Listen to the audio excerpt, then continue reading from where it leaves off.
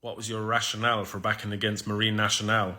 Well, without sounding cocky, it was the easiest decision I've came to on a bet probably this year. It's much easier when you're very familiar with all the horses and all the form. The first thing I come to when it comes to any short price favourite is that I want to take a view against is this too short? Is this price too short based on what we know? You know, Marine Nationale was anywhere from 4 to 7 to 4 to 9, and immediately I was thinking, yeah, it's a short price. At this point, you have to separate what the horse did over hurdles against what it's done over fences, because you know hurdling and chasing are two completely different things. And even though he was a convincing winner of the Supreme, a legitimately top class horse, held in the highest regard possible, he was at the end of the day coming into a top grade 1 novices chase on the back of winning quite a weak beginner's chase. And even though he was impressive there, this was a far tougher examination of his talents over fences. So immediately I wanted to take a view against him. And then you start looking at what other horses are likely to line up. And found a 50 who beat my mate Mozzie last time out, ran a cracking race, and ended up being the only danger to Il Était Temps. I didn't particularly like that form with my mate Mozzie. I knew that he was a tough horse, a talented horse, but I didn't really want to have him on side. Facile Vega is just perpetually beatable. You know, he's not really my type of horse. He's always a little bit shorter in the market than he should be based on his reputation, etc., etc. So he was never going to be on my short list. I knew that Sharjah would probably turn up, but Sharjah's 11 now. And then apart from that, I didn't think the race would cut up into any. I didn't think many other horses would turn up, to be honest. And that's pretty much how the field came together. And I put this up as an anti-post mainline selection, which I don't do very often.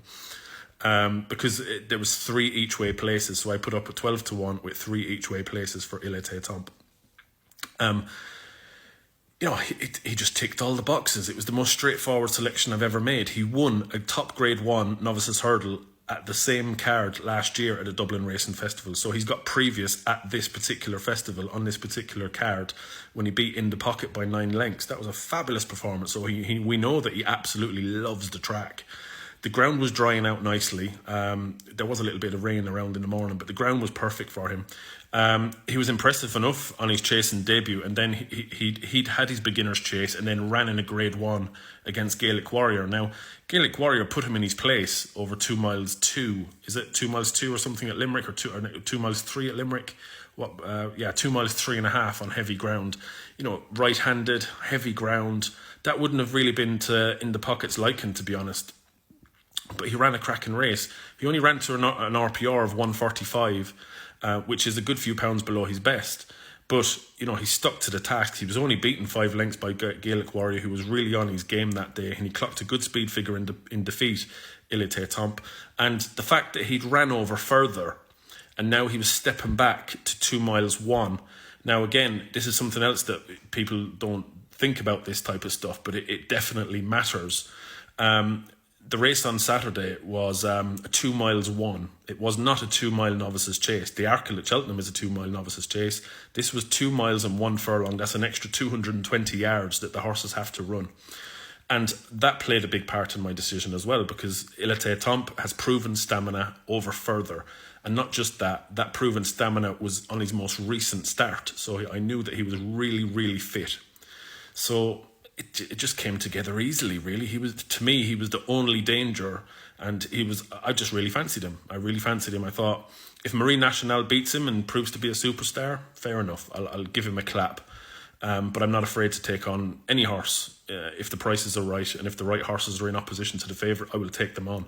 It's like, you know, a lot of people are talking about Cheltenham now and all of these really hot, good-looking odds-on shots that are forming for the Cheltenham Festival. I'm under no illusion. You know, plenty of those are going to win, but you know, my job is to try and make profit and try and get them beat from horses that I'm backing at bigger prices in behind them. And that's it, really. That's how I operate. You know, that is how I operate. That is the trying to take on favourites is what gets me up in the morning. And we did it again today with the one at Carlisle, and we'll keep doing it until I hang up my boots.